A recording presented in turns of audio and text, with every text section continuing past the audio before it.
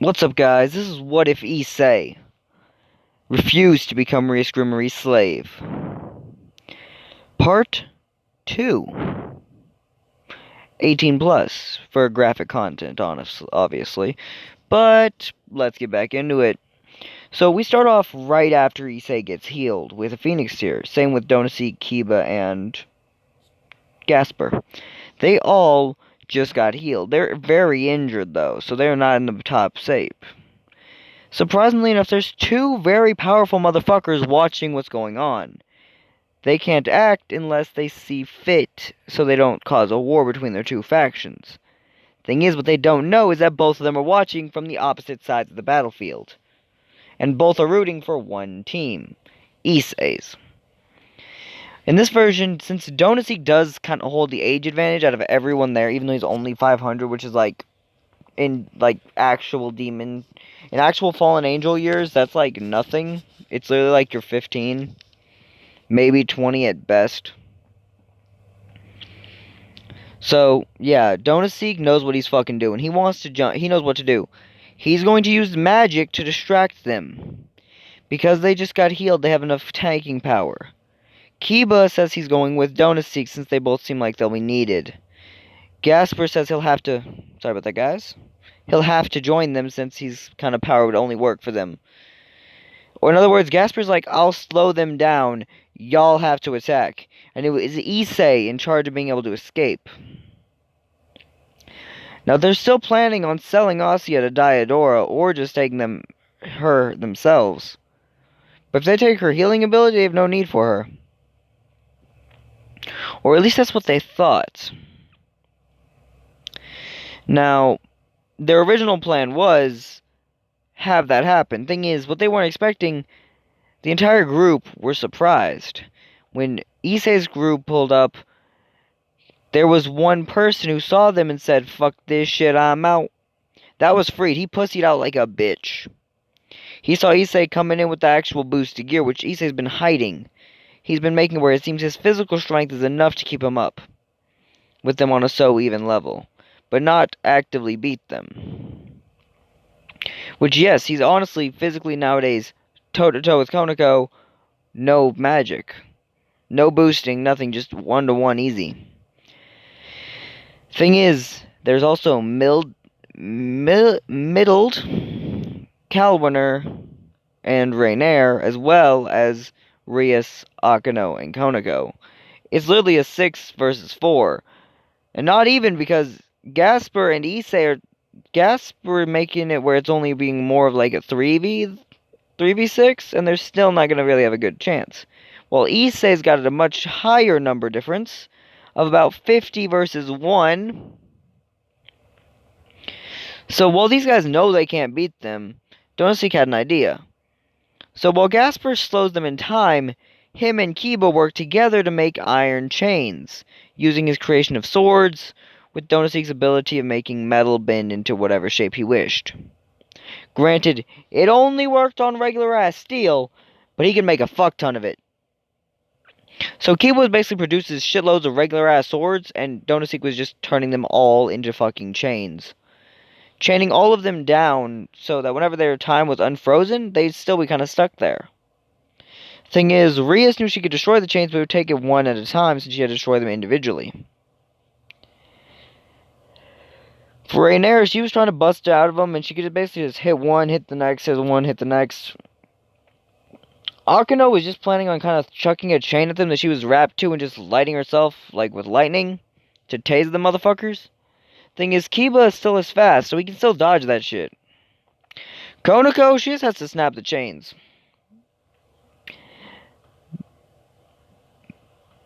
Middled is actually doing the best job at snapping them since, you know, she's known Donaseek for years.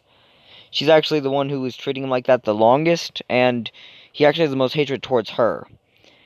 That's the little one. And Calwinner is just straight up trying to break him, and she doesn't really know how to fully do it since she doesn't have the physical strength to. So she started using magical arrow, like her spears, to try to, like, snap them. And this is when they get to see the difference. We'll start off about 5 minutes later, during the fight. We have Issei, who just tore Asya off the cross. She's already had her gear taken by, surprisingly enough, I'm gonna say Rainier when she snuck out of the battle.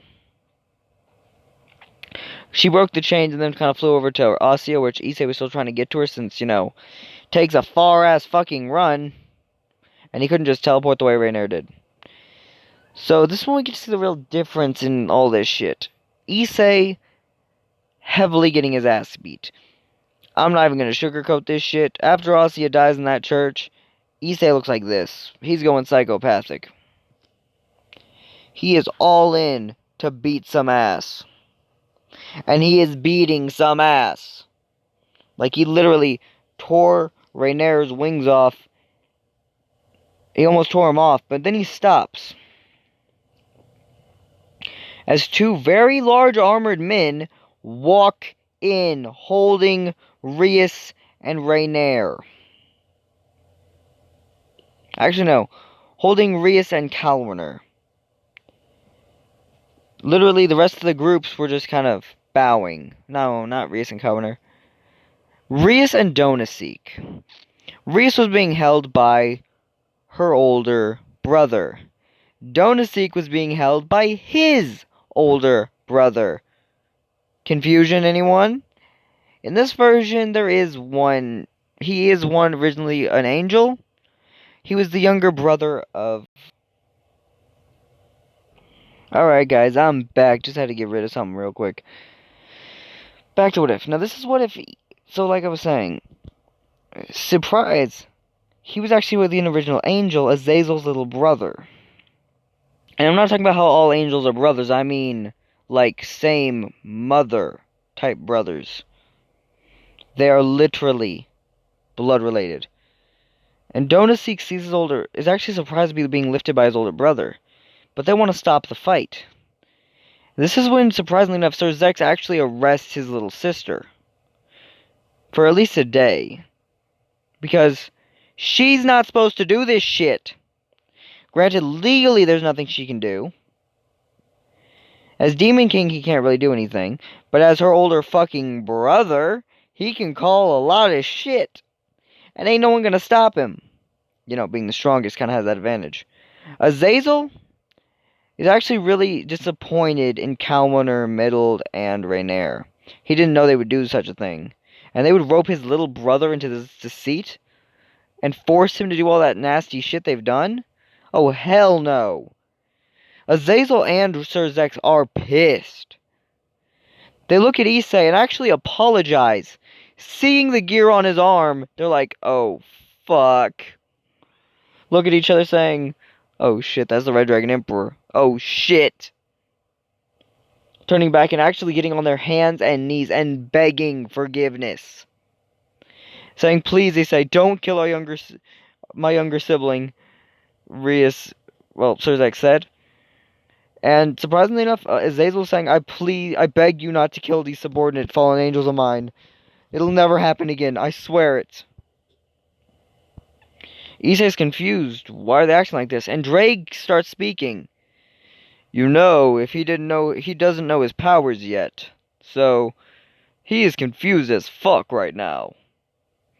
They look up and they're like, huh? With the biggest confusion on their faces. Issei says, explain everyone now.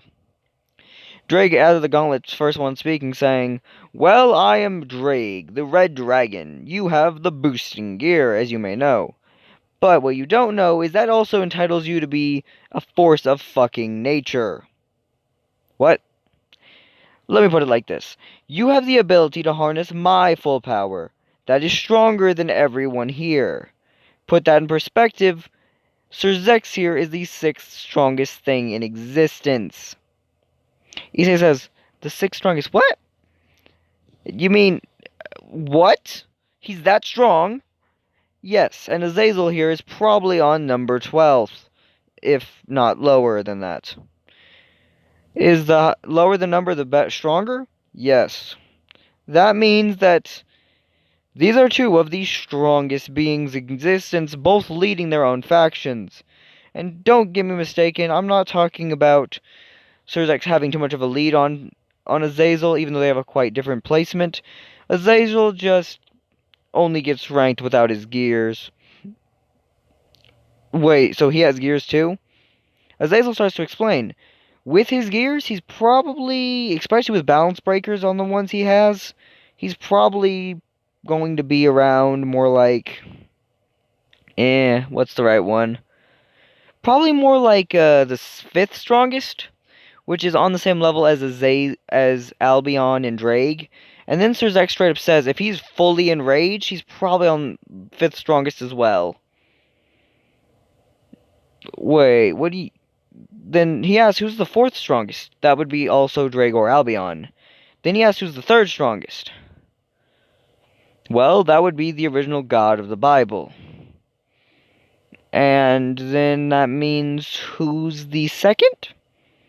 That would be the one known as Ophis, the Infinity Dragon. Or Infinitoris Boros. I forgot her actual name. I just can't pronounce that shit. I know it somewhat, but I just can't pronounce it. And then who's the strongest? Great Red. Drake's the president of saying, my elder brother. The strongest dragon in existence. Strongest being in existence. So who's Ophis? Dragon god of infinity. And who's Great Red? Dragon god of dreams. Holy shit, so dreams are higher than infinity? Yes. Badass. Alright, so, where do I right now stand? 497th. Huh? 497th. Really? That low? Boy, we're counting you right now as you are. As you are right now with only about 3 boosts. You probably would be a lot higher if you were fully boosted, or if you were enraged. Or probably both. So, how high can I actually reach? This is when surprisingly enough Drake answers this question for him. You can reach my level or even above that. If you can reach my level, you could have the ability to set me free. Something no wielder of mine has ever been able to do.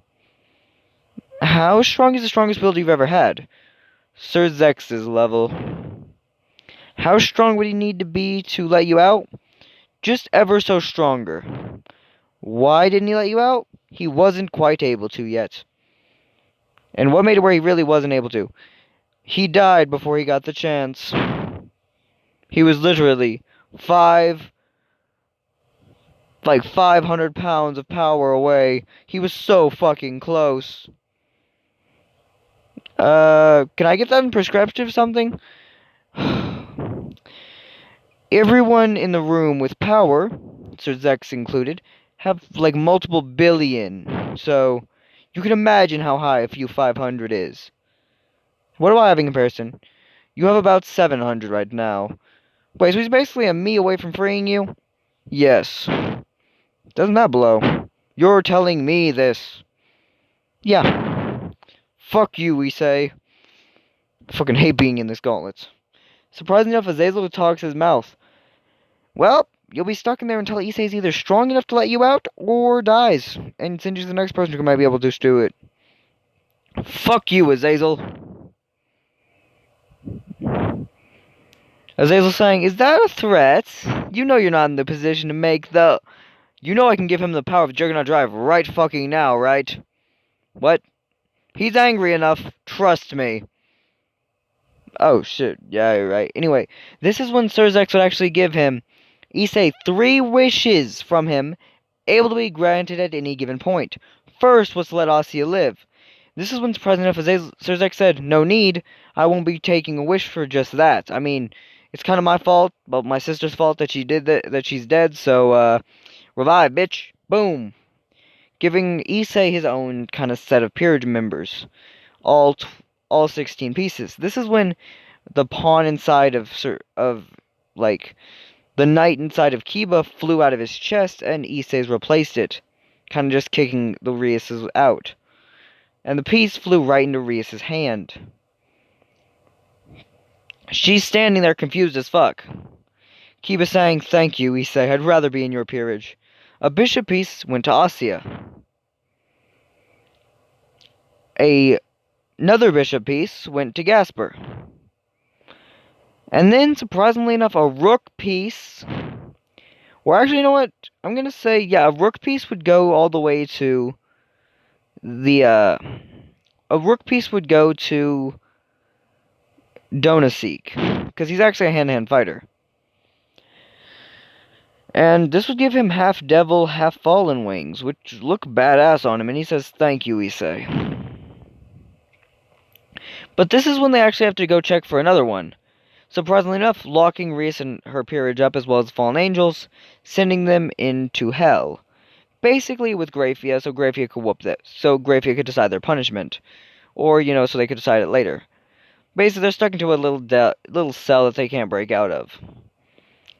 Now, on the other hand, we're seeing another perspective. Saji. He's the lone male piece of Sona Shitori. Or Sona Treachery. And with that comes the same exact responsibilities Issei has. So he's literally in the middle of being basically violated, in a lot of pain with tears coming out of his eyes. When two powerhouse motherfuckers walk in, and issei, because issei decided to go with them for this shit, with his peerage kind of backing him up.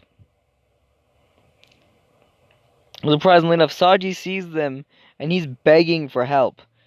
Sona doesn't even notice they're there and starts just slapping the shit out of him for him even saying something like help. Until she is literally lifted off of him by Sir Zex. And, surprisingly enough, Azazel. They both grab one side and pull her off. She looks to the sides and says, "Oh, fuck." And actually gets locked up, her entire peerage as well. Issei saw Saji and saw the pawn pieces fly out of his chest. His own replacing it. Giving him 4 pawn pieces, again. Saji with tears in his eyes saying, "What's happening?" This is when Issei said, "Dude, we were in the same exact position. We're giving you freedom." Says, "Thank you. Thank you." "You're welcome, bud." "Well, now you're my pawn." "What? But you said freedom." "Yeah, this is the only way you're able to survive, with those pieces kind of basically being your engine for living." So in other words, yeah, those pieces are basically your heart, and if they get taken out, you die. So I gave you a piece of mind, so you'll survive. Thanks, man. So am I still free? Yeah. This is when, surprisingly enough, Rias and Sona came back almost a week later from prison. Well, not prison, but like in their cells. It was decided they would have to suffer for what they did by becoming the servants. Not pieces, but servants of Issei Hyodo. And his peerage, which included, you know, Saji, so yeah. Same for the fallen angels. Azazel was sitting there laughing his ass off and said, "Same punishment for y'all, fuckers." And Azazel doesn't hold his tongue, so he'll say whatever the fuck he's going to say. It was funny as hell.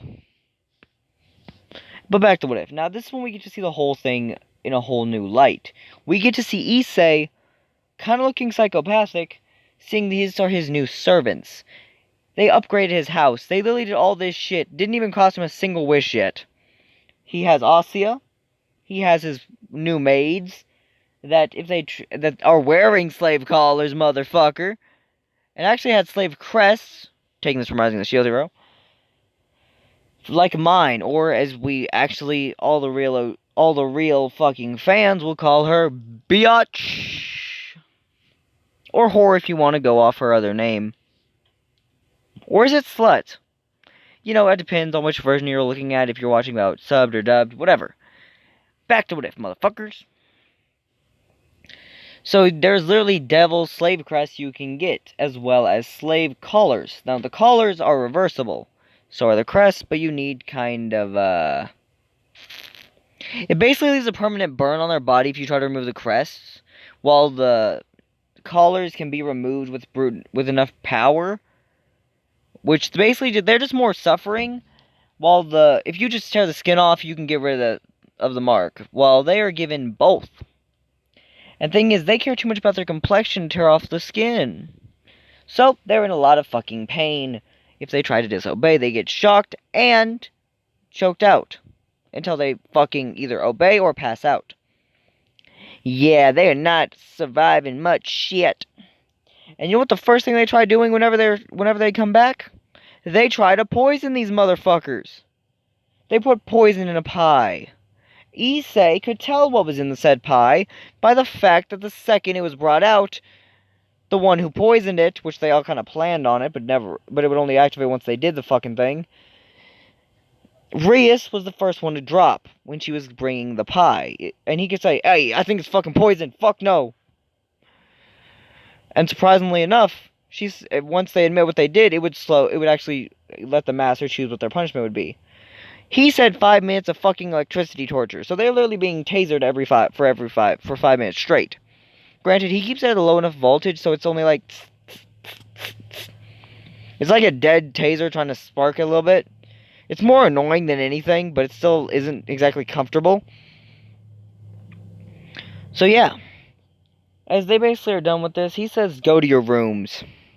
All the maids go to their rooms and bow and are just begging Issei for them not to be punished more, which they think they might be. So Issei straight up just calls Sir Zex, which he can do since he has a phone that just straight up connects him to him, calls Azazel, same shit, and basically says, "Hey, I need y'all to come over." Both of them saying, "Sure, we can get out of work. Fuck this shit, we're out." Griffey's trying to catch Sir Zex saying, "Don't you fucking dare get out of work, goddammit!" And then, surprisingly enough to everyone, there's a fallen angel woman doing the same shit. The wife of Azazel. You might be thinking, Azazel doesn't have a wife. Well, in this version, it was one of the fallen angels that joined her originally. She was actually one of the strongest ones, and she's actually an 8-winged. And she's close to being a 10-winged. She's trying to become a general. Which she, after, Kokobil's leaving, they kind of need another one, so, yeah. She just needs to be able to get that last pair of wings, which won't be that hard for her to get. They're literally not that hard to get at all, really. Back to What If. Now, Issei knows he basically could tell that those were 2 women coming there, so luckily enough those guys got there. They get there saying, "Why did you call them out of work?" And Issei straight up just says, "Hey, I need y'all's guarantee. I'm pretty certain this pie is poisoned. Am I right?" They look at him saying, yes, it's poisoned." What was it poisoned with? A slow-acting drug made to be basically as torturous as possible, while still killing after about 1 hour. So they were gonna try to fucking kill me slowly with pie? God damn, that's fucking sick. Wait, they did? Sir Zex saying, "I can punish for this shit. Come on, let's get him." This is when Issei said, "Nah, I already punished him." What was it? 5-minute shot collar. What setting did you have it on? Piss off. That's not really even effective, but whatever, man. You think that's good enough punishment? Whatever, we're not gonna stop you. As Issei then said, "Well, I mean, y'all think a better punishment is in order?" The ladies were like, whoopings? What? These are some of the older women, so they're really old, but still. They're over 2,000 years old, so what they're saying surprises them incredibly. Mind you, they're 3,000 years old. Literally 3,000. They were 1,000 when the first war broke out. Now, they old. But they still look young because, they're hot demon and fallen angel chicks or whatever. They basically have Issei call every girl down from their rooms to the living room. Him and his period sitting there. Surprisingly enough, Osseous sits in his lap. His boys sit on the sidelines. And surprisingly enough, Reese has had a plan. She's going to get her peerage back. Not her own, but she's going to use her abilities to get a new group. Starting with Mitsuda and Moto Hanma. Thing is, after they got an ass whooping by Grafia and... Actually, I'm just going to call her Diavala. No. Diavana. Diavana, being the fallen angel, is actually the second strongest female fallen angel. Only barely weaker than one other, which is a 10-winged original general who, Let's just say don't take shit from nobody and actually fights like one of the guys, basically. Like, she's the strongest female fallen angel. She's considered to be on the same level as Leviathan. Now back to What If. This is when, surprisingly enough, Azazel called a big-ass meeting. Sir Zex did the same. In Kuo, that night, everybody showed up. Odin and Zeus did as well. They say, what's going on? And it's only like the leaders of the faction, so they're confused. Who's the kid? As Issei's standing there, looking like this, they're like, who's the kid? And this is when they say the Red Dragon Emperor. Surprisingly enough, the first person to bow down is Zeus, the guy known for not taking shit. Then Odin is right next to him. They're both on their hands and knees saying, I'm sorry, we did not know about this, sir. Zeus and Odin are like on top 10 world strongest, but at the same time, like, universe strongest, so they're not exactly weak. But at the same time, they understand how outmatched they would be if they were to get in this fight. This is when Poseidon, Thor, Hercules, and Hades would arrive. Oh, and Loki. They all walk in, and they're surprised at what they see. They see their leaders, people they respect the most, bowing to a child. Loki's the first to act, and actually tries kicking Issei in the face. Surprisingly enough, Odin grabs him by the hand and says, don't you fucking do it. That is the Red Dragon Emperor. Oh, Loki looks at him and saying, oh, fuck. And bows instantly, saying, I'm so sorry, I didn't know it was you, my apologies. I just was surprised seeing the Allfather bow. Issei says, it's fine, whatever. Now, well, let's have this little meeting. This is when they actually ask who's the group behind Issei, which is basically everyone I've stated on his peerage, including Mitsuda and Monohanma. Because, they actually, when Rias tried getting them, actually, you know what, now is when it's a good time. So we're going to have a flashback 2 days before, like a day before the poisoning would have taken place. Or really, actually, a day before the, event, this, big-ass meeting would take place. Which, it basically is 2 nights after the trying to poison. So Rias has already attempted to get, Mitsuda Monohama on her side, but when she tried doing this, Issei straight up offered them positions in his peerage. They agreed. Mitsuda became 4 pawns. Motohanma became... Actually, no, Mitsuda became a knight. Motohanma became a rook. Mind you, now there's only 4 pawns. Now there's only, 2 positions left. 4 pawns, as well as the queen piece. So, yeah. Now, this is when a whole difference in the series would occur. Issei has the mindset to keep fighting. And he would normally, but an event would occur. Well, this is when we get to see a difference. Because they're now joining him, because, kind of had to, so they wouldn't be, killed by Rias, so, yeah. When the meeting takes place, he's explaining who they are and what they mean to him. They're like his best friends and all that. And 2 guys show up. One big buff dude, one kind of slender blonde dude who's about the same size. Or at least same height. Riser Phoenix. And the legendary... why do I forget his name? He's the strongest motherfucker around. Cyber-Org Bale, motherfuckers. Cyber-Org looking at them saying, hello. Issei saying, is this guy even real? He's buff as hell. I apologize for the sins of my dear cousin. She's, what's the word? A bitch? Yes. It's fine. Now, this is surprising enough. Mind you, we're skipping so much for one reason. This is all taking place before. This is taking place before Kokabeel. That's when this is taking place. All before. Now, granted, this is before. This is about the same time Issei would have met, Riser in the actual thing, and this is when Issei actually asked, "So who's he?" Riser saying, "I was engaged with Rias. Honestly, hearing how she treated you, I'm kind of thinking about leaving this shit." And this is surprising enough. Riser asked, "Can he not be engaged to this crazy bitch?" This is when his parents actually said, "Well, we still need a good, someone to combine the two families."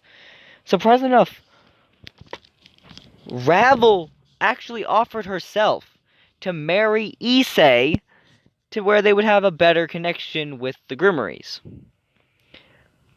Surprisingly enough, her parents were like, "No, you're still too young, you can't marry." But then she was like, "No, it's not just for that, it's just, I like him." And I actually tried kissing Issei. So Riser sees this and actually tries getting on Issei's ass. "You're trying to seduce my sister?" And he's actually just being a really protective older brother and going to kill Issei. Thing is, Cyborg grabs his foot and said, "Stop. Dude, that was all by her accord. Don't even test it." And what happens if I do? As Mjolnir is held to his throat, Gungnir, which is the legendary spear of Odin, is held to his throat. The Master Bolt of Zeus is held to his throat. Hercules' knuckles is on his is literally right next to his chest.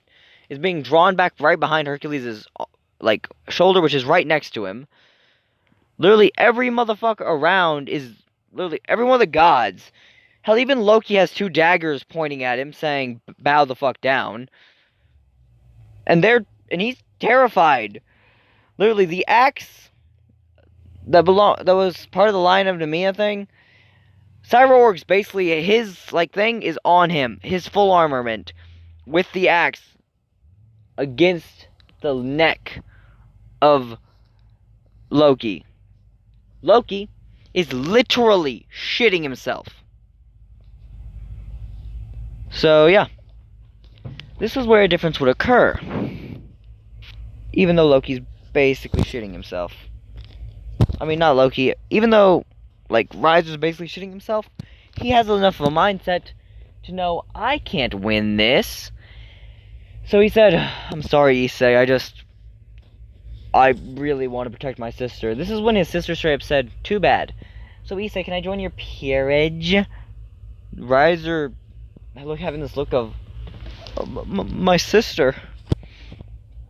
And this is when he actually said, "Issei, if you hurt her, I will tear your arm off and shove it up your ass. Do you understand me?" Issei looks at him with sheer determination and says, "Alright, if I hurt her, I won't stop you." Alright. This is when he actually said a final goodbye to his sister and actually traded pieces. Basically offering her by basically taking his own piece and saying, "Whatever piece you have left can work, I guess." I only gave her Bishop because it's all I had left. So it's probably whatever you want to give her. She's a phoenix, she can go with basically anything, so... Surprisingly enough, Bishop isn't a pawn isn't what goes to her. A fucking queen piece goes to her. Issei with 4 pawn pieces fucking left is confused what the fuck he's gonna do with them. But now he has a queen. And Ostia considers herself as Issei's queen. Surprisingly enough, Rainier actually said, "I don't mind us both being his queen. In a sense, where I'm his queen in this, and you're his queen in bed as well." Hearing this, Issei's like, "Things are finally turning around for me." When he goes to bed that night, he's greeted with 2 women, unlike normal, which he's only usually greeted with 1, which is usually Ostia, so he was surprised when 2 women came into his bed. And he actually went to bed. Surprisingly enough, he was actually woken up in the middle of the night of a dagger trying to stab him. It didn't have any special properties. It was just a fucking dagger. Someone trying to stab him. It was wielded by Sona Treachery. She tried stabbing Issei. Not Rainier. Actually, yeah, Rainier was watching, trying to stab him as well with another regular ass dagger, since they don't really have access to the magic. Surprisingly to everyone, Ravel jumped in the way and got stabbed by 2 daggers in her chest. Issei saw this, and this is the eyes he had. He was pissed. Right before he's about to kill the gremory, right before he's about to kill these 2 women, a fireball burns their arms. Courtesy of, basically as a gift from Ravel for being stabbed. Mind you, she's a phoenix. She can regenerate. She pulls out the knives, throws them at them, and asks Issei, what should she do with them? As Issei sees the torn clothes she's wearing, he asks what punishment does she think will work. Aussie is the first to say, water torture. They turn and say, what the fuck? Okay. So they're basically just hit with actual dripping water instead of like the water torture they gave Issei. Like droplets of water are hitting him in the head repetitively. Don't get me wrong, it's causing a hurting headaches, but that's it. Now at this point, Issei actually was apologizing to Ravel, who did something unexpected. She took her torn pajamas and threw them off. Snuggling with Issei, who she straight up just tore the underwear off of. And he said, my pants, what the fuck?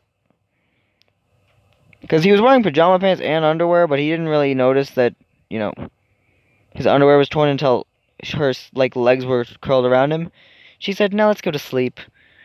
Asya, who was wearing her nightgown, threw it off and said, okay, let's all go to sleep. Issei, who just basically passes out sleeping, says, alright, fine. As he kind of just sent Sona and Rainier to their rooms.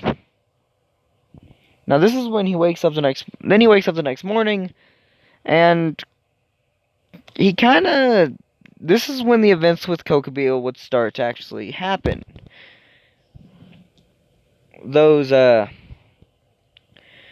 His old childhood friend and